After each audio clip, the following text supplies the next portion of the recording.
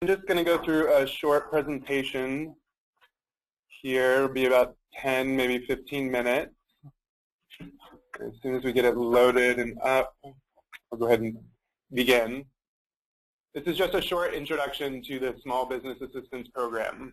So if you don't learn anything else today, you'll learn that we call it SBAP. I'm going to keep saying SBAP over and over. So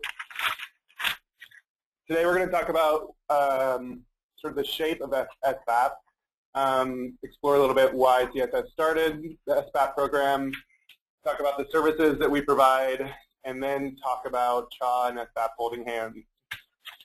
So what is SBAP?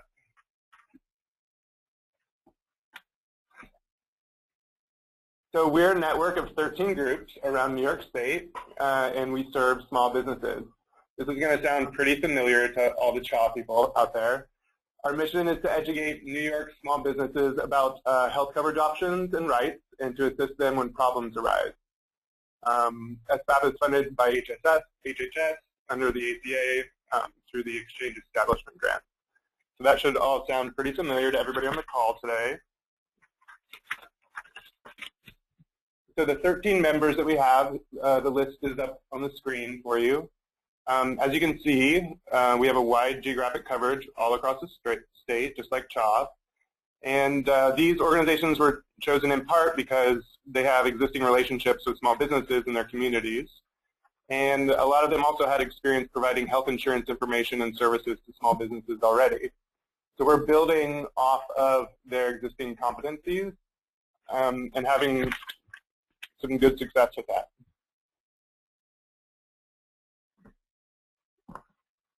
So CSS started SBAP in March of this year, and part of the reasons behind starting SBAP were need.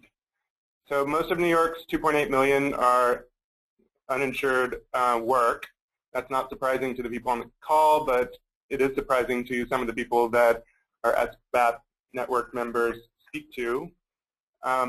And many of the employers of these workers do not offer health care. So just briefly, the smaller the business, the less likely it is to offer health care.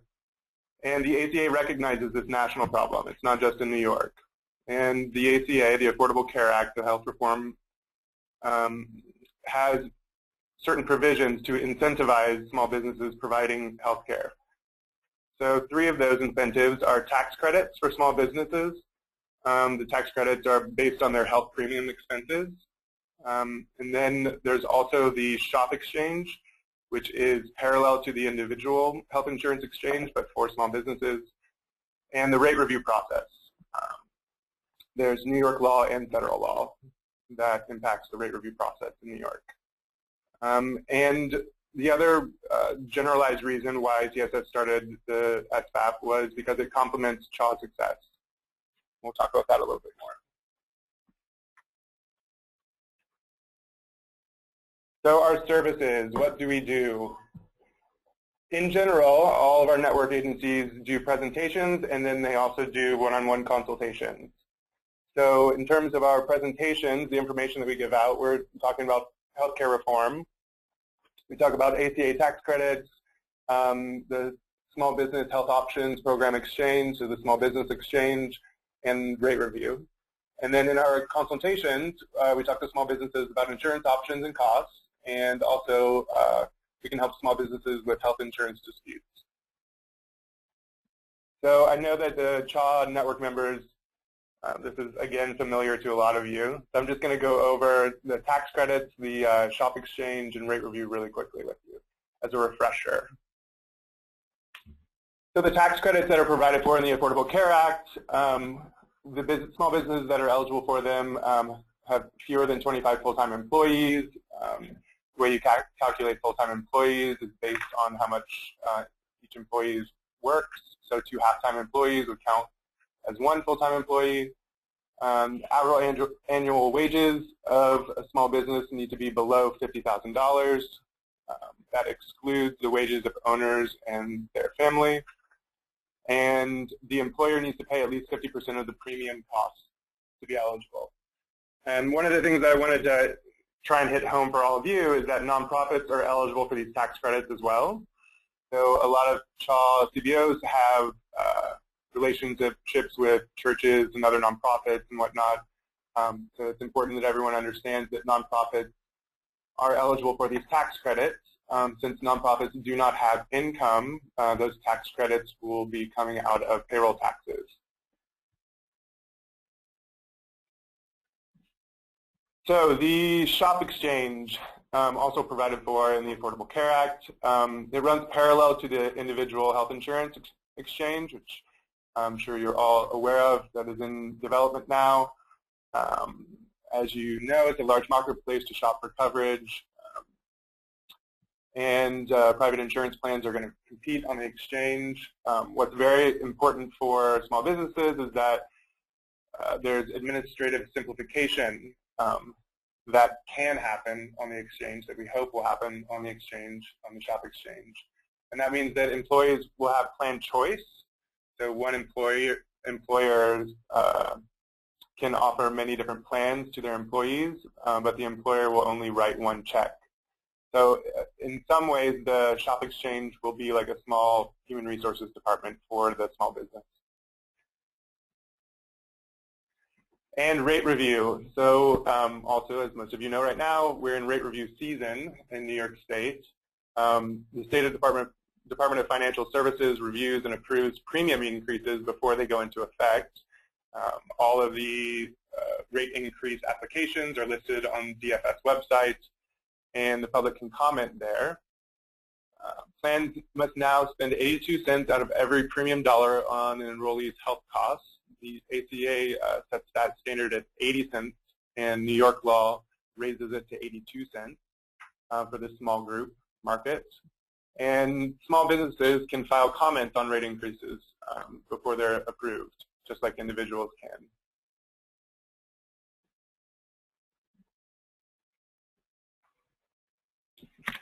So this is a map that we all know and love that has the CHA and SBAP network on it. And one of the things that I wanted to talk about just briefly is how CHA and SBAP can work together a little bit. We would love for CHA agencies to make referrals to SBAP. And those referrals should happen when an employer, if you speak with someone who is a small business owner and they have a question about providing health insurance through their business. So they want to talk to someone about the provision of health insurance through their small business. It's not their individual need, but their business need. Some SBAP agencies and CHA agencies have already sort of reached out to one another and started relationships, and we love to hear that, and we'd love to hear more of that. And I can also always come and give presentations on small business issues to different organizations and groups. So if you would like for me to come and give a presentation on the Affordable Care Act for small business, or specifically on rate review, or specifically on tax credits, please let me know. So that's my contact information, and that's my quick presentation. I'd definitely love to hear from all of you at some point, so feel free to reach out with any questions that you might have about SBAP and how we can work more with your organization. Thanks. Great. Thank you, Patrick. So anyone who needs to get in touch with him, you have his contact information. We're now going to head right into the presentation for today, which is helping clients with bills from out-of-network providers. Some of the materials that are going to be presented with this training are do-it-yourself materials that you may be able to use as a guide or give your clients in helping them to confront this issue that many of the clients that call the helpline at least are facing, and I imagine many that you will see soon or are seeing are facing the same issue. I just want to remind you that because of the funding, we are not funded to do appeals.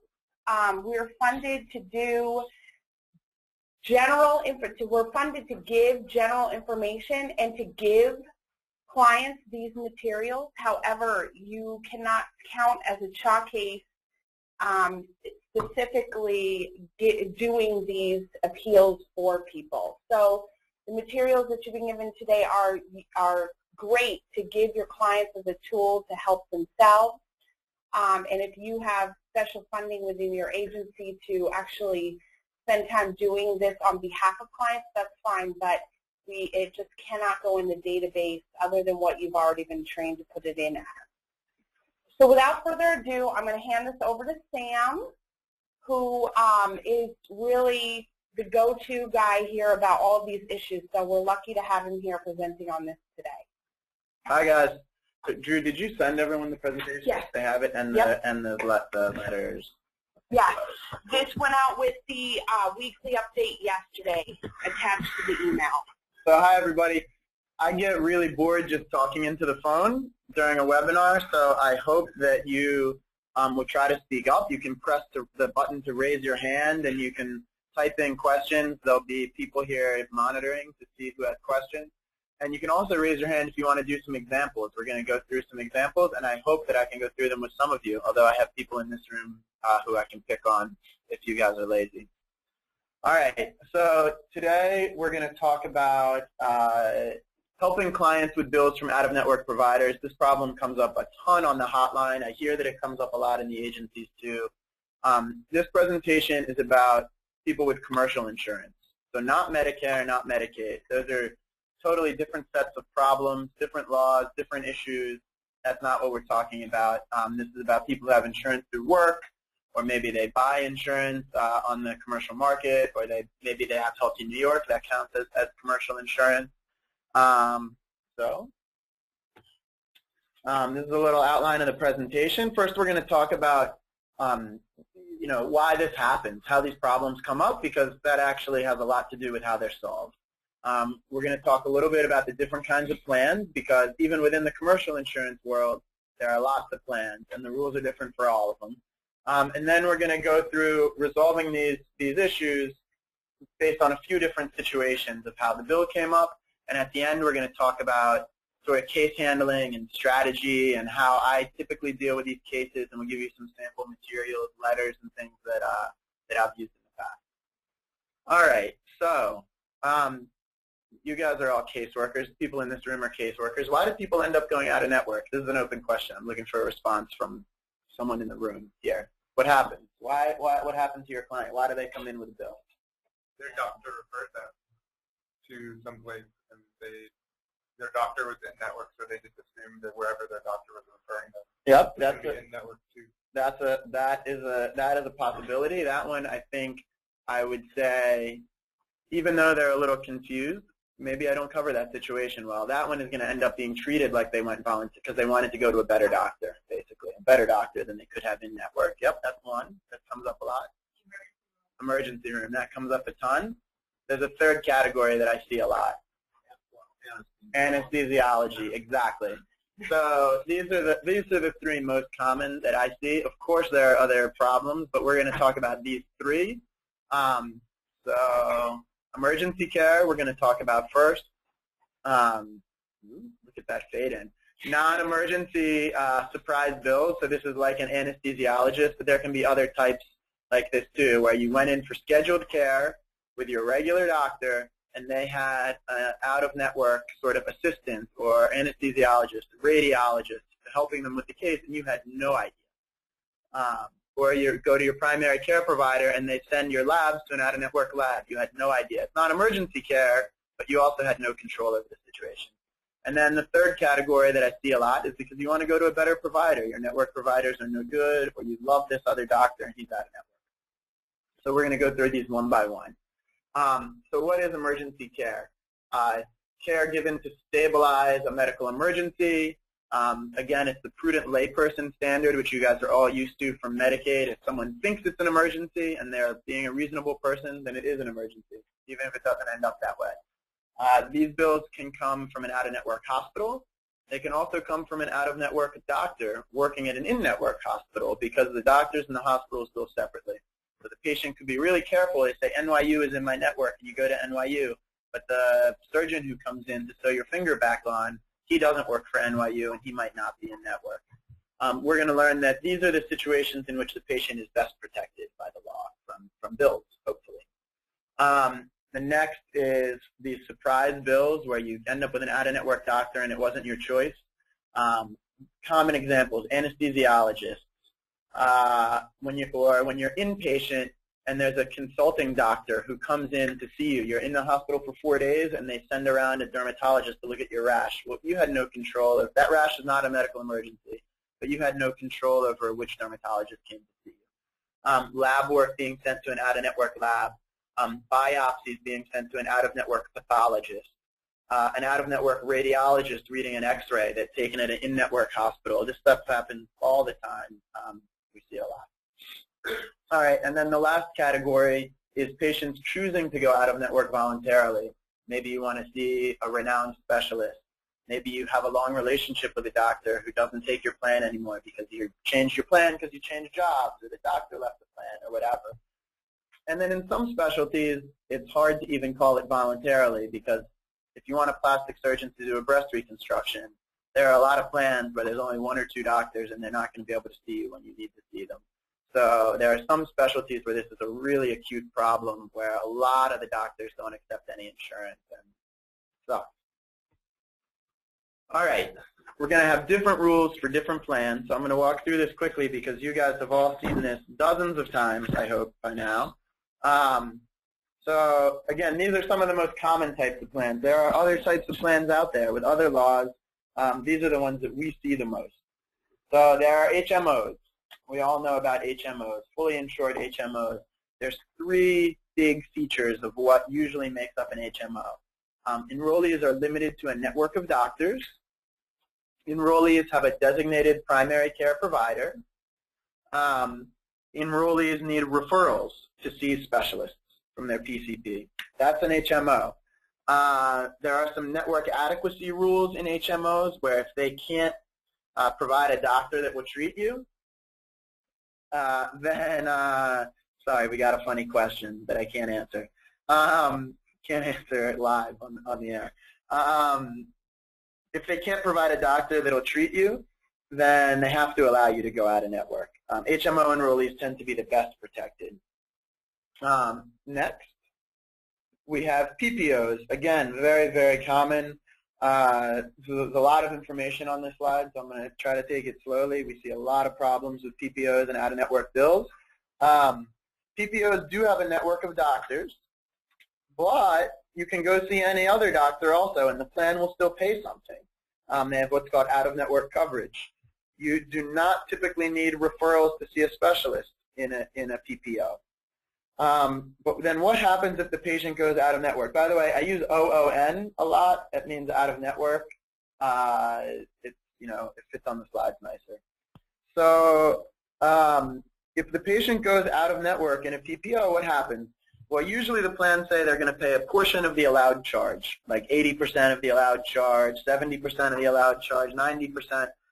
That does not mean, it does not mean that they're going to pay 80% of the bill or 70% of the bill. The allowed charge and the bill are 2 very different numbers, and consumers do not understand this, but after this presentation we should. And after the presentation we had from Fair Health, we should understand that. And it makes sense. If the plans are not being evil here. If the plan said we'll pay 80% of the bill, they don't have contracts with these doctors.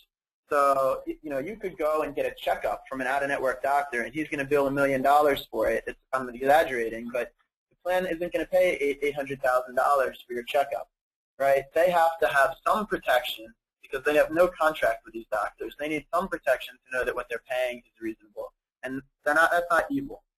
Some plans also have separate out-of-network deductibles that are different from their in-network deductibles, so be careful when you're reading the plan document.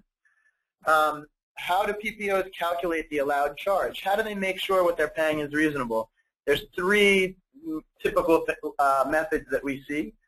One is they say we pay the usual and customary. We pay 80% of the usual and customary rate, or the UCR. For most plans in New York State, if they say they're paying usual and customary, then they have to use the Fair Health fee schedule.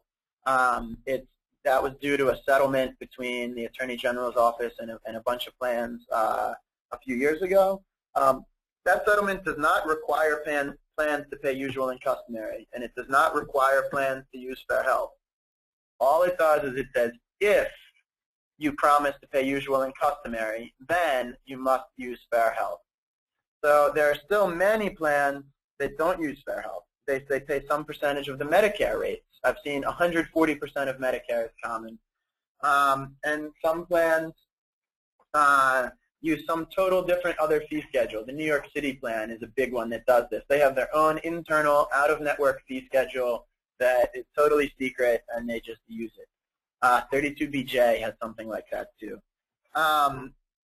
So just be careful. Each plan is going to have different rules. You got to be ready to read the rules to learn. So we're going to walk through one quick example on this. Have we had any volunteers on the line to take examples yet? Not yet? Not yet. Come on, guys. Don't be lazy. This is my last presentation ever to you. So this is your last chance to go through examples with me. All right. Someone in this room is going to have to do it. Drew, you ready? Sure. John's plan pays 70% of the allowed rate when enrollees go out of network. He has no out-of-network deductible. John had knee surgery with an out-of-network surgeon who billed him $10,000. John expects his plan to pay $7,000, 70%. Is that likely? No. No. That's very unlikely. The plan's allowed rate is often less than the provider bills. Okay, it gets harder. Let's say John's plan defines the allowed rate for out-of-network services as 140% of the Medicare rate. The Medicare rate is $2,000. For now, let's just say that's the Medicare rate. Later, I'm going to tell you how to look it up. But for the purpose of this example, the rate is $2,000. How much will John's plan pay towards his surgery? This requires a little math. Yeah. So first, first calculate the allowed rate. What's the allowed rate? I asked Scott to had it. 2,800. 2,800, which is 140% of 2,000. So 2,800 is the allowed rate. The plan will pay 70% of 2,800. I'm sorry that requires the calculator, but the answer is 1960. I hope I did the math right. I think that looks right. 1960. So there you go. You have to walk through these steps or you don't get the right answer. And the plan is walking through these steps. So if you want to check their work, and they mess up, of course. So if you want to check their work, you have to walk through the steps. Does John have to pay the balance? We don't know yet. I'm going to teach you that in a minute. It depends. Depends on what kind of care he was getting. All right. Next type of plan. Sorry for that sidetrack into PPOs, but they're important. Fully insured EPOs, we see these a lot too. Enrollees are limited to a network.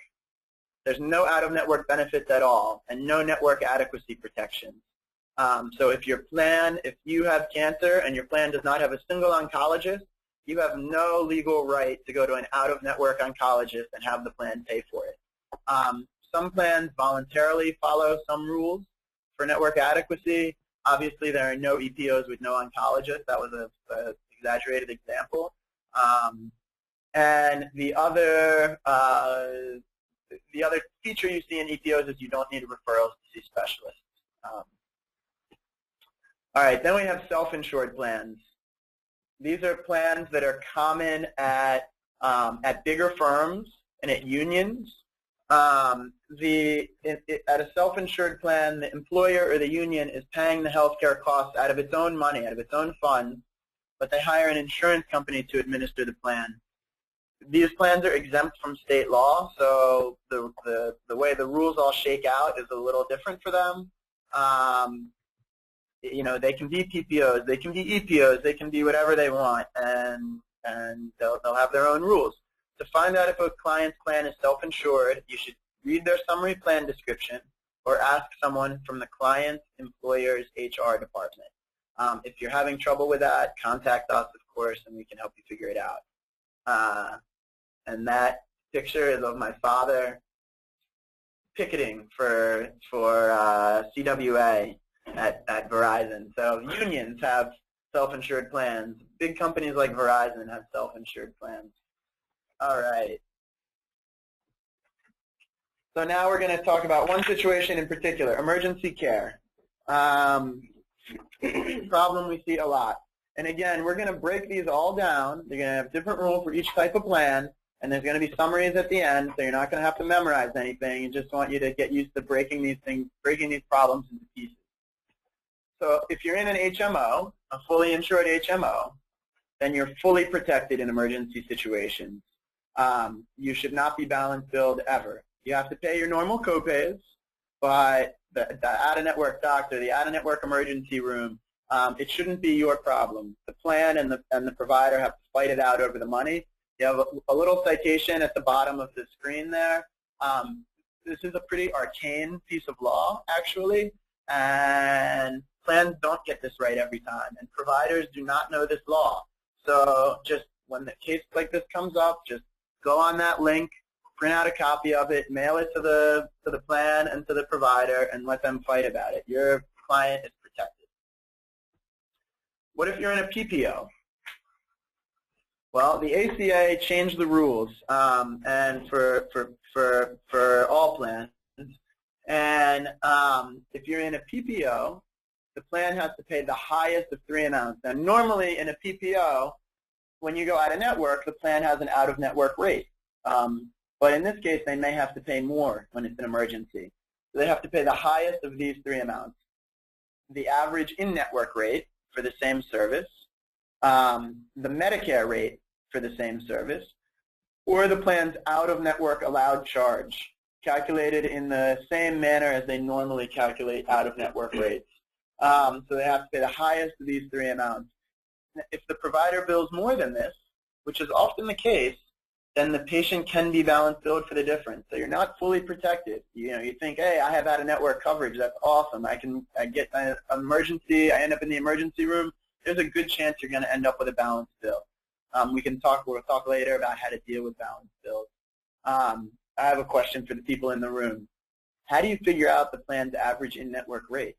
If you want to know if the plan is doing this right, how do you figure that out? You have to know their in-network rate. In-network rate, yeah. How do you figure it out? I don't know. It's a trick question. I have no idea. These rules are not easy to implement. We do the best we can, and we fight. I have not yet figured out how to learn what a plan's average in-network rate is, but that's the law. If you could just ask, but how can you trust that the answer is right? Yeah. I don't know. Yeah. So the rule is different if the plan is grandfathered. I don't want to dwell on this too much, but the ACA does not apply to grandfathered plans. If the plan is grandfathered, they're probably only required to pay their normal out-of-network rate. Again, you have a citation at the bottom of the screen, so you can use that as you wish, study up, send it, it's connected to your appeals that you're not allowed to send. EPOs. So EPOs, again, this is thanks to the Affordable Care Act. They have the same rule as PPOs. They have to pay the highest of those three amounts, the in-network rate, the out-of-network rate, the Medicare rate. In the olden days, there were EPOs that would pay nothing when you went to the out-of-network emergency room. That was possible. That is no longer legal. Again, if the plan is grandfathered, it may be legal. But again, just like PPOs, the patient can be balance billed. The highest of those three rates is likely going to be lower than the bill, and the patient could be stuck with the difference. Self-insured plans, same rule, pretty easy slide. I'm not going to dwell on this, we don't have to teach it, same rule. All right, we got an example, but all the answers are up already. I forgot to do the animation. We're going to walk through the example anyway. And just a reminder, if you do have clients who really need someone to walk them through all of this, you have access to the specialist, EJC, Legal Aid Society for the city, and also us here at CSS can help with appeals. Yeah, exactly. So no one's volunteered to go through an example yet.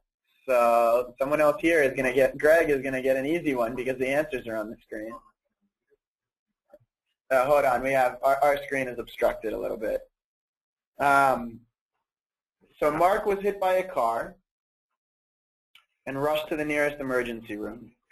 The hospital was in network, but he was treated in the emergency room by a surgeon who doesn't accept his insurance. The surgeon billed $5,000 for the procedure, and his plan paid $3,000. Did his plan pay enough, and does Mark owe the doctor $2,000? What do you think, Greg? No, I don't think it does depend on the type of plan he has. Yeah. Yeah, we don't know enough right now. We can't answer this question. For some plans, that's legal. For some plans, it's not. It depends on the type of plan he has. That might be okay. That might not be okay. So let's assume he has a fully insured HMO. If he has an HMO, then what do we do? Then what do we know? You can go back a couple slides.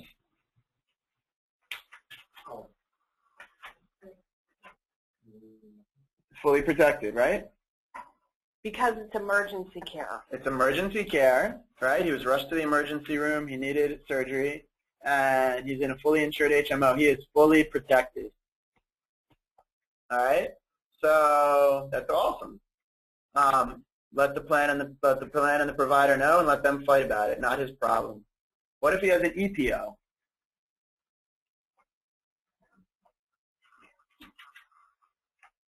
It's different. If he has an EPO that's not grandfathered, then the plan has to pay the highest of the average in-network rate, normal out-of-network rate, which there is no such thing in an EPO, and the Medicare rate. So really it has to pay the highest of its in-network rate and the Medicare rate. And you're going to need to do some research to figure out if the plan paid enough. You need to look up the Medicare rate. You're going to need to do your best to find their in-network rate. And Mark is responsible for the balance. But you can help him negotiate, which I believe you are allowed to do under our funding. Help people negotiate medical bills? Yeah. Yeah. Yeah. Not a big deal. Yeah, Right. not a big deal. Not a big deal. All right. Here's a summary chart, as promised. For emergency care, you can see fully insured HMO, they're fully protected. Everyone else is not. And the rules are the same for all the other plans. This is actually not that complicated. Every other plan has to pay the highest of Medicare, in-network, and out-of-network rate. All right. So next we're going to talk about our anesthesiologists, who are notorious for being out-of-network and surprising you. HMOs, again, harping on the same theme. They have the, oh, we got a good question, I'm sorry. So the question is, if Mark has a self-insured HMO, is he still fully protected? And the answer is no.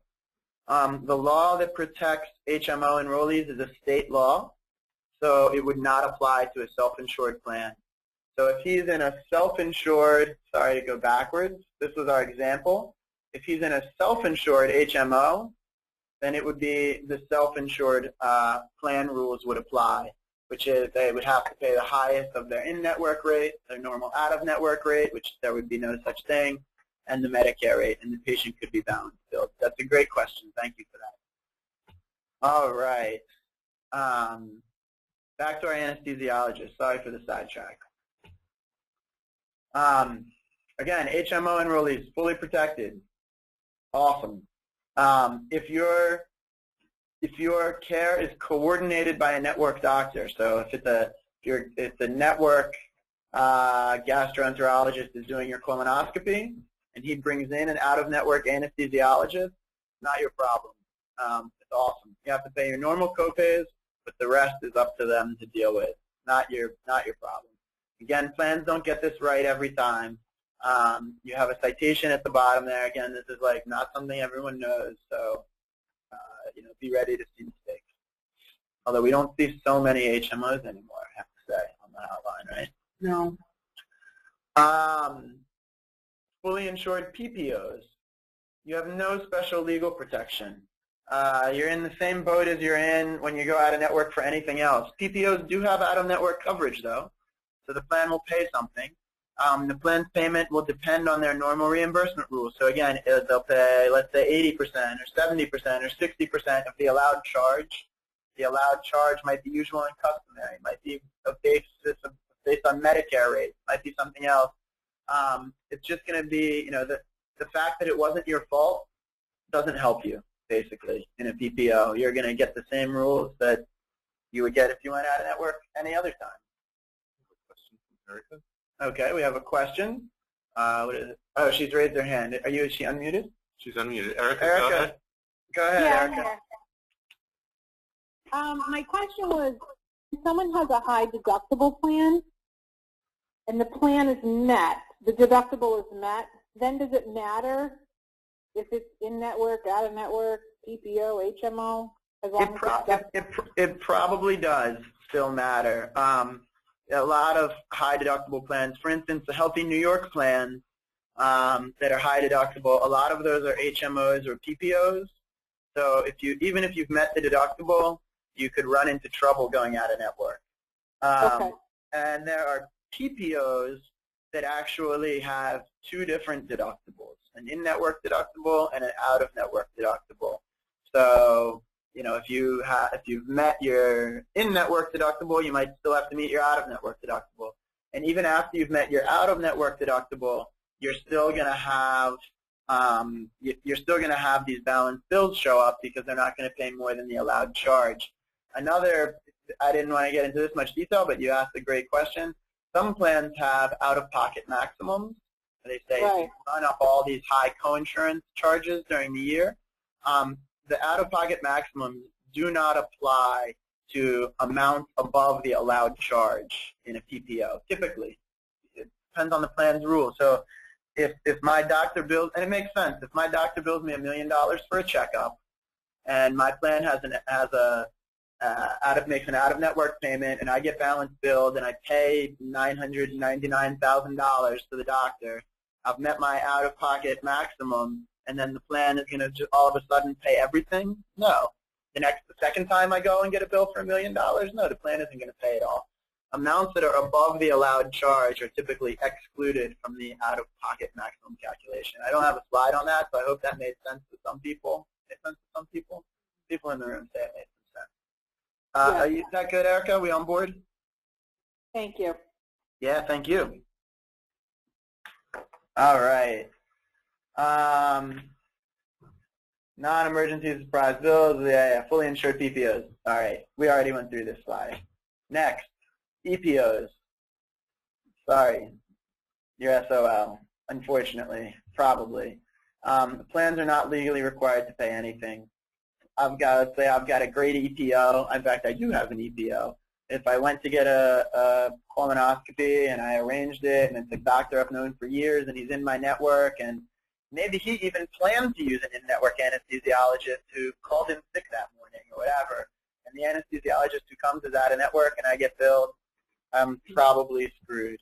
Some plans have some voluntary enrollee protections. I don't know if I've ever seen them, but it's worth following up on it.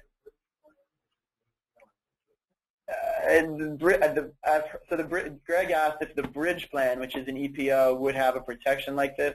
My understanding is that the bridge plan tries to sign up out-of-network doctors when they can, but if the doctor refused to sign up for the plan, I'm not sure the bridge plan would pay anything. You can negotiate with these doctors, so we're going to get to that later. All right, what if it's a self-insured plan? Again, no special legal protection. You might not be shit out of luck because if the plan's a PPO, which a lot of self-insured plans are, you're going to get your normal out-of-network payment. Self-insured plans have to follow their own rules. That plan book, the summary plan description, that's the Bible, that's the Constitution for those plans. So read it. It's different for every plan. All right. Do we have a volunteer to do an example yet? Did anyone raise their hand? No. I'm going to give 3 seconds to 5 seconds to raise your hand if you want to go through this example. You guys are making me sad. No one. All right. So Ayaz gets to do it from in the room. Ayaz, Lisa goes for a scheduled colonoscopy with an in-network gastroenterologist who's treated her for years.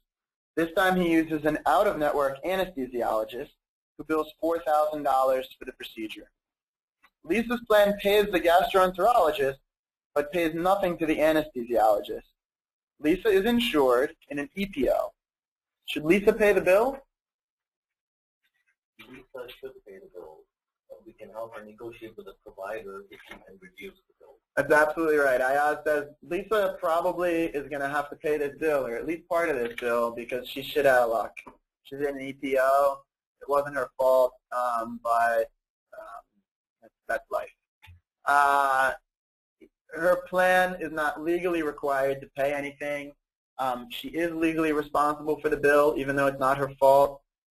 She can and definitely should. We recommend negotiate, and we think that I think that you know, a third party, someone helping like us, CHA advocates, helping negotiate actually is amazingly helpful to the client and the doctor because they're emotionally invested in this in a way. Makes it very hard for them to get off their podiums or whatever and come to a deal. So we'll talk later about how we can help do that. All right, and we get a summary again. Again, fully insured HMO, you're awesome. These plans have a lot of protections.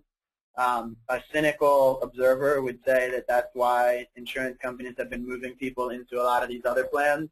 I don't know if that's true or not, but the other plans have certainly become more popular.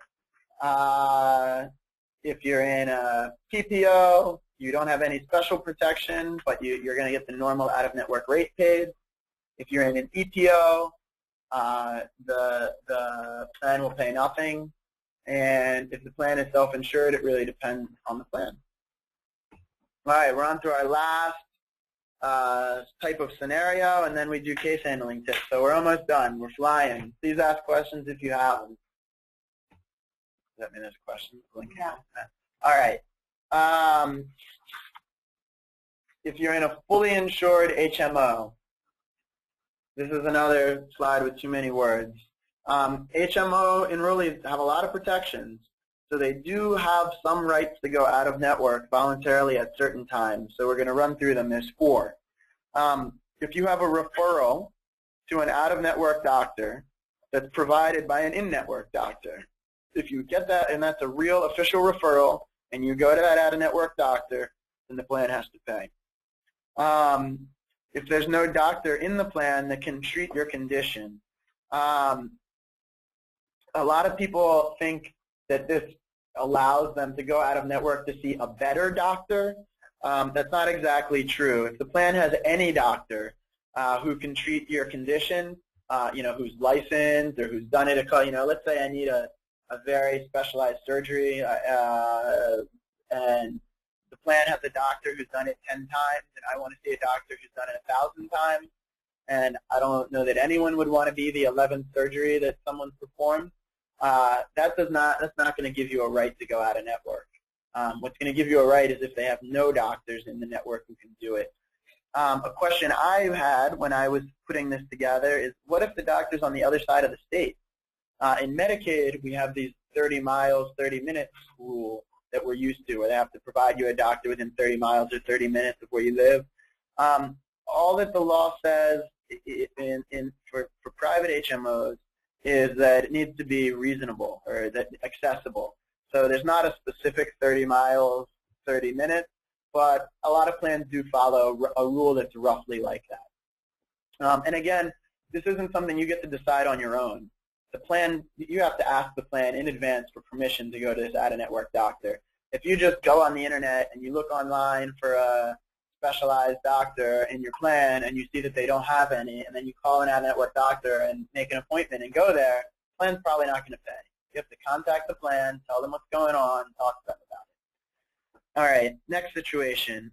If your doctor leaves the plan, so if you've been with a doctor and they're treating a condition, you can continue an ongoing course of treatment for up to 90 days.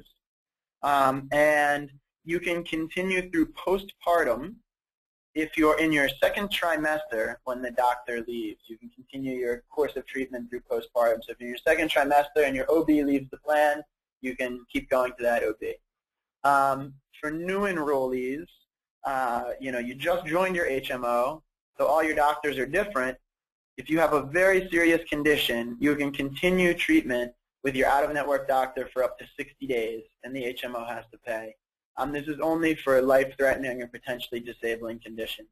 And again, you have the same rule. If you're in your second trimester, you can continue treatment through postpartum if you join the HMO and your OB is out-of-network. But outside of these situations, there's no out-of-network coverage for an HMO, so you can't voluntarily go to an out-of-network doctor if you're in the HMO, except for these very special, limited circumstances. All right, PPOs. They're going to pay your normal out-of-network rate. You can go out-of-network whenever you want. I like that doctor's hairstyle better. You can go to him, no problem. And they'll pay something. They're going to pay a percentage of their allowed out-of-network rate, and you're probably going to get balance billed. And you do not need to talk to the plan in advance about it. So that's a pretty easy slide. A lot of people love PPOs because they offer this flexibility, and they believe it's an extra layer of protection, that if they're really sick, and they really want to go to a super special doctor, they're still covered. And in some sense, that's true. But in some sense, I hope that you tell your clients to be very cautious, because the PPO is not likely to fully cover them. They're going to pay something, but the doctor is probably going to bill quite a bit more than the plan is paying. So there's ways to communicate with your doctor in advance to make that work more smoothly. All right, what if you're in an EPO? You're shit out of luck again. The plan is not legally required to allow you to go out of network. For this, I actually have seen some plans that voluntarily do allow you to go out of network. I had one client who needed a revision of a breast reconstruction, after mastectomy, and she was in an EPO, and the plan voluntarily followed a 30 miles, 30 minutes rule. So they said, we have an internal guideline that says if we can't get you a doctor within 30 miles, 30 minutes, that we'll pay it. And actually, Greg, walking through that reminds me, the bridge plan voluntarily follows that rule as well. Yeah, they do follow that 30-30 rule as well. Now, I don't know if that's going to help you when you're with an anesthesiologist. They may actually follow that rule. I'm not sure. I'm going to ask the bridge plan and get back to you guys on that. All right, if you're in a self-insured plan, depends on the plan rules. Again, some plans have protections. Some plans are PPOs, so you have out-of-network coverage. Some plans aren't, and some plans don't. Each self-insured plan is different, and state law doesn't apply to them, and there's no federal law that requires the plan to do anything in this situation, except to follow its own rules. All right, so our summary again.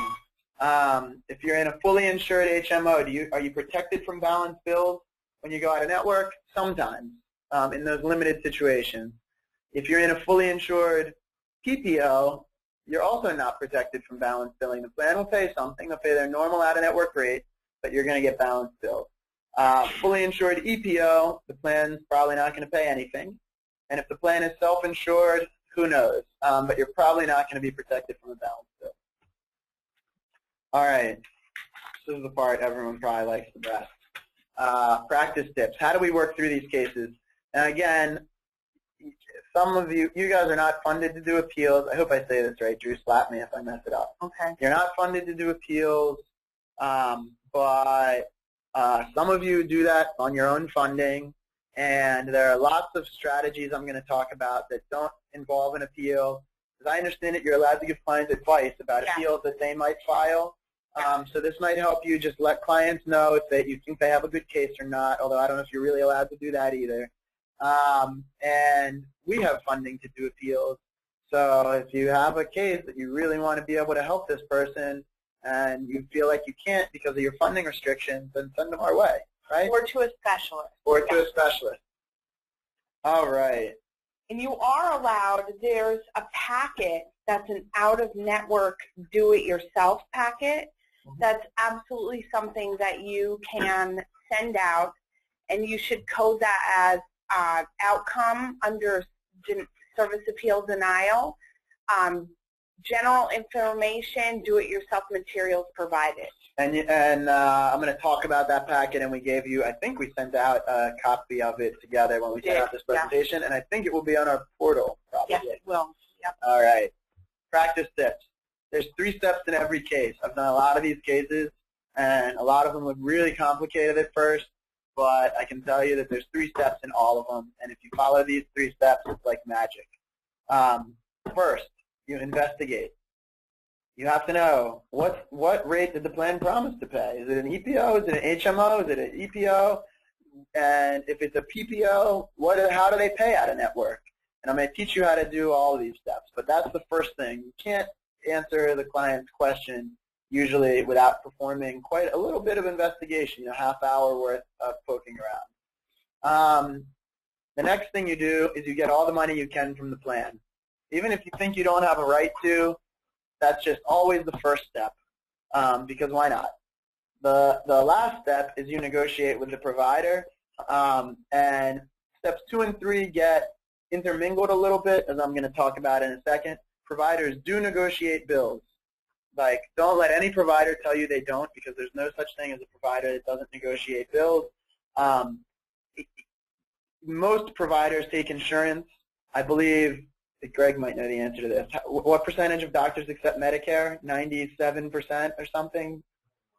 A lot of psychiatrists stuff locked out. That's true. So in the main medical specialties, it's in the 90% to accept Medicare. Doctors are willing to accept rates that are different than the rates they write on their bills.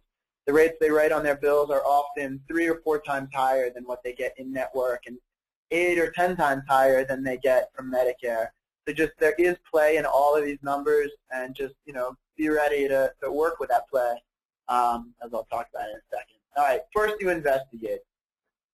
Is the client protected from balance billing? That's the first question.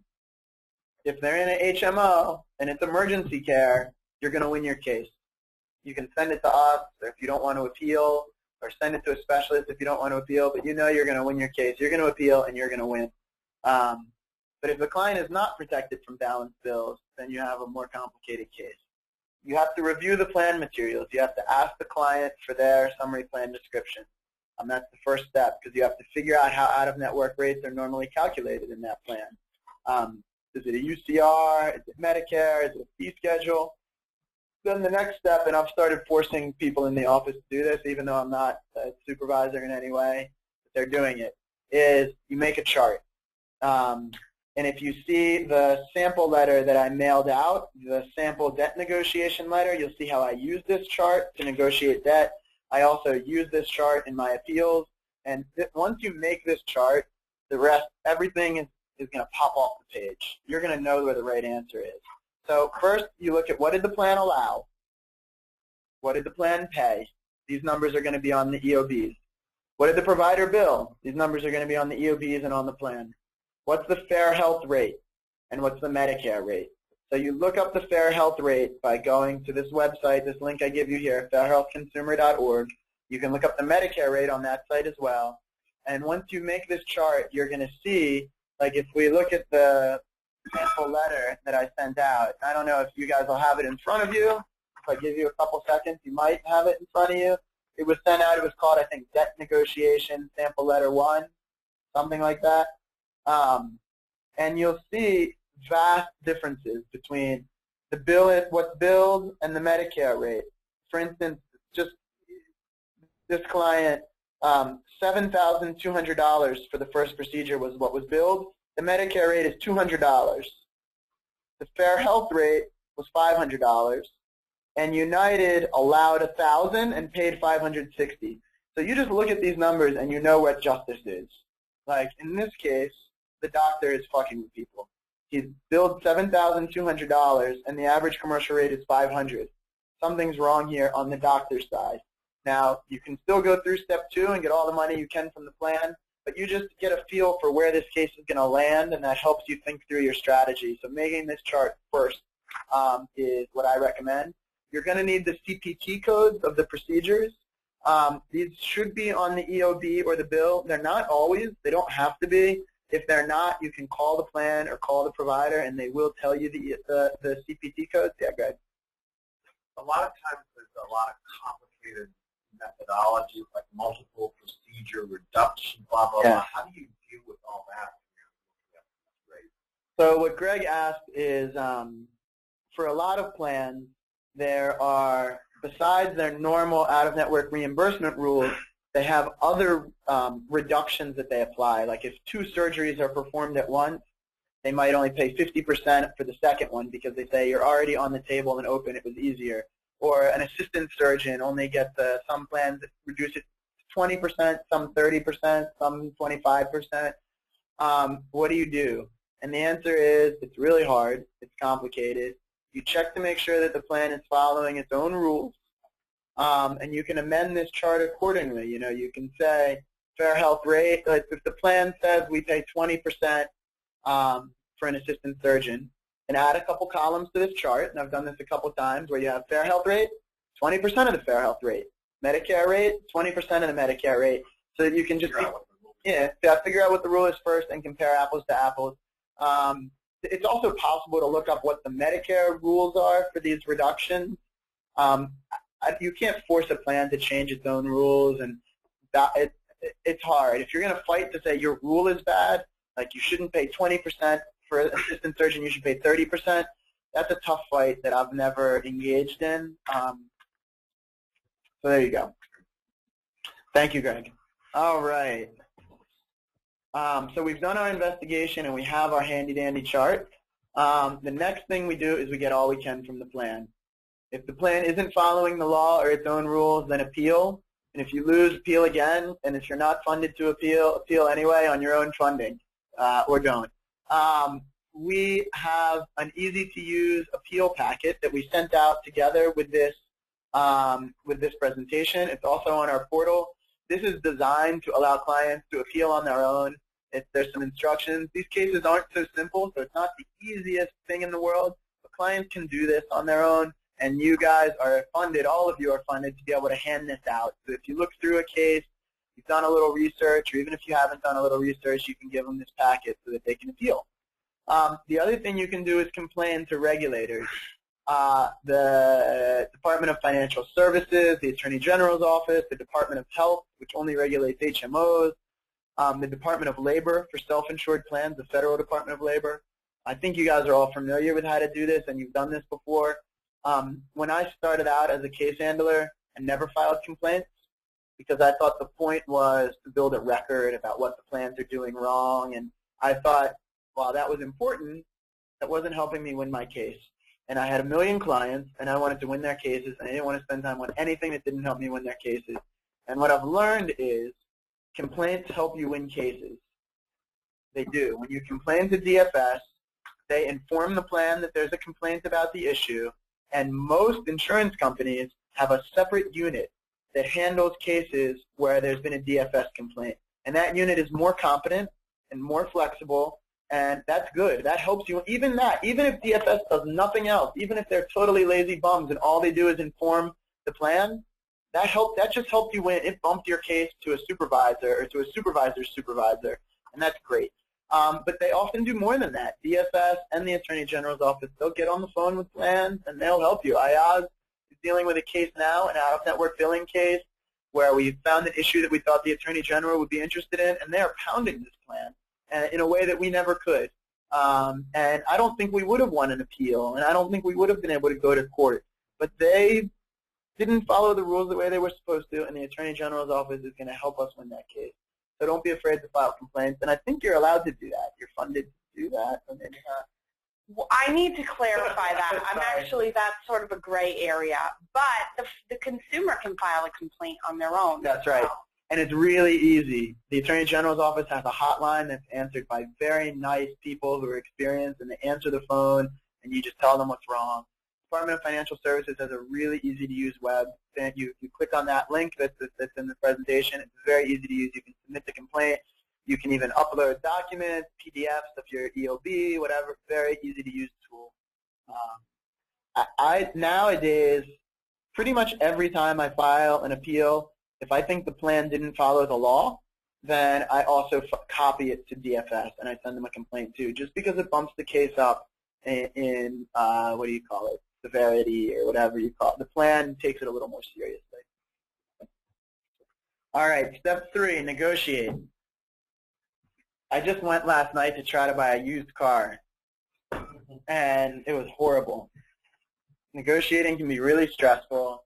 I think I wasn't myself when I was negotiating for the used car because I felt like people were ripping me off at every corner, and my father-in-law was with me, and I wanted to look like I was saving money in front of my father-in-law.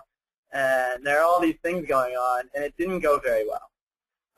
So, I think the best advice about negotiating, and I'm able to do this with doctor's offices, is just be yourself. Some people are good at being a hammer, and some people are good at being a nail. I tend to negotiate better when I form an alliance with someone and make friends and talk through things carefully. Some people do really well by threatening complaints to the Attorney General, whatever. Like, I've never had luck with that. I've tried it, and it's backfired on me, threatening to go to the media. But those are tools that you can use, and you have to just feel comfortable with what you're doing. But here are some other rules of thumb. Communicate early and often. When you start the process and you start appealing, call the doctor's office before you start negotiating and say, I'm helping this client out. We're helping them work through the bill. I want to get you as much money as I can.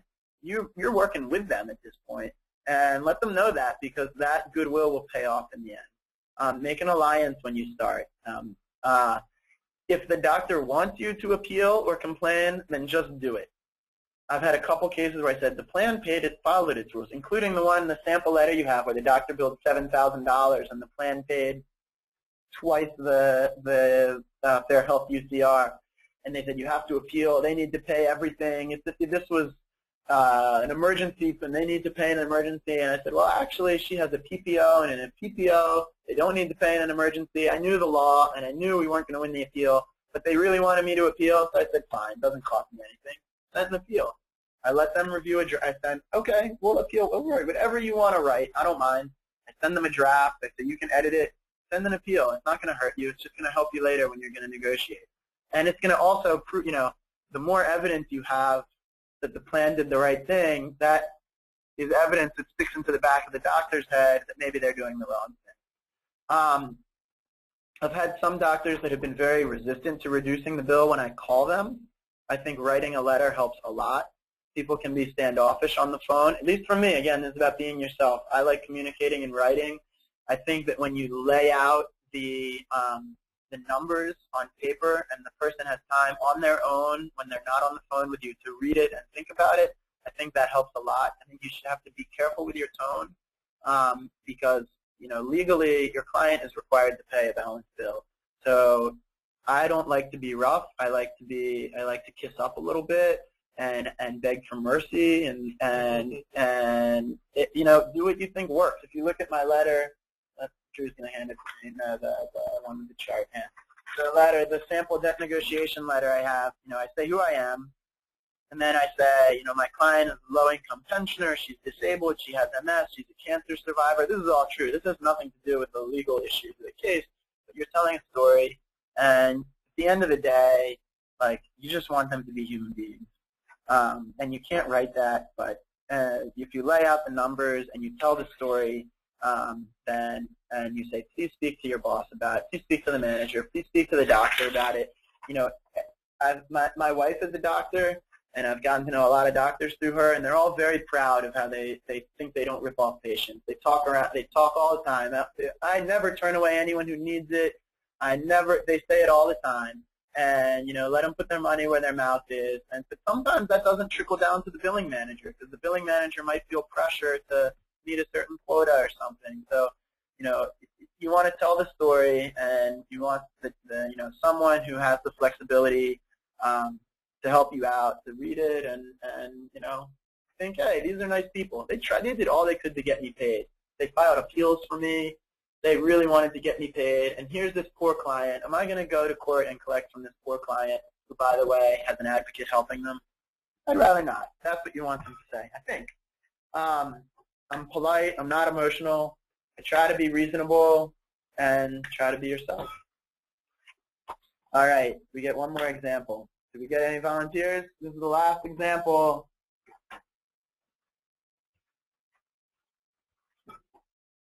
None.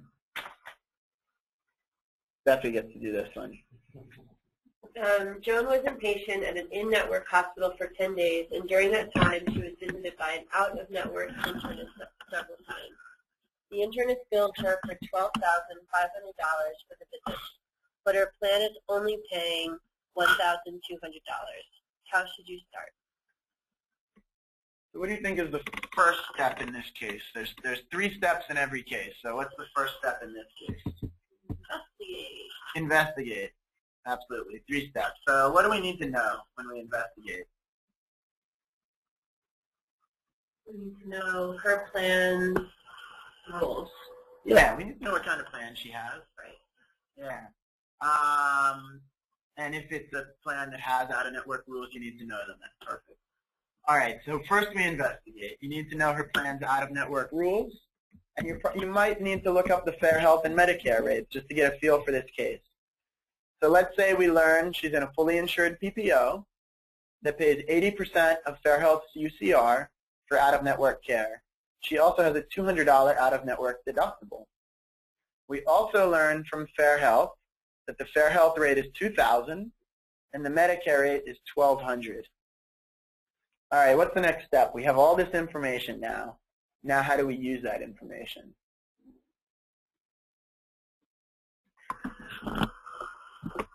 And I know it's tricky because I put all these numbers here, but that's 3 steps to every case. So what's the next, hurdle? Talk to the plan. Get all we can from the plan. Exactly. And so next we're going to get all we can from the plan. Now, I should have walked through this calculation a little more slowly, but the plan pays 80% of Fair Health, and there's a $200 deductible. The Fair Health rate is $2,000. So what's 80% of $2,000? It's $1,600, and then there's a $200 deductible. So the plan should have paid $1,400. I'm sorry I didn't walk through that in more steps, but the plan should have paid $1,400 here. And how much did the plan pay? At the beginning of the example, $1,200. So we've got something here. We're probably going to get something else from the plan. So definitely appeal, definitely complain to DFS and the AG unless you're not funded to do appeals. And what else should you do while you're? Is this appeal going to resolve the whole problem? No, right? You're going to get maybe you'll get $200 more. Maybe you'll get a little more. Maybe they'll fuck up and pay you more. But the bill was $2,000, so you're still going to have a balance to deal with. So, I like at this point to let the doctor know all the hard work I'm doing on their behalf to get them these $200 in a nice way. And you're going to need to talk to them anyway because you're going to need to get CPT codes, and your client's not going to have a copy of the bill, so you're going to need to call it. You're going to need to ask them for stuff anyway as you work on the case. So start forming as much of a cordial relationship as you can. What's the last step? Oh, there's a question now. It might not be a question, but we're going to check. Okay. The question was actually I do want to answer that question. Drew's gonna answer that question in a second for whoever asked it. Sorry, I didn't see your name. After this example, Drew will answer the question. So sorry to sidetrack. We've done step 1. We've done step 2. We've gotten all we can from the plan. We appealed. We got $200. What's next? Talk to the doctor. Negotiate. Last, negotiate. So I say even if you win the bill, there's a big balance bill here. In fact, a huge balance bill. The bill was $12,500. So you want to involve the doctor's office in the appeals process early to establish a positive relationship. I think you do whatever you want to do, but that's the way I like to do it. Use your research when you start negotiating. In this case, the doctors received after we appeal, the doctor already has $1,400. So they've received the usual and customary rate already. They have that in their pocket. They've also received 20% more than the Medicare rate about, and this doctor probably takes Medicare.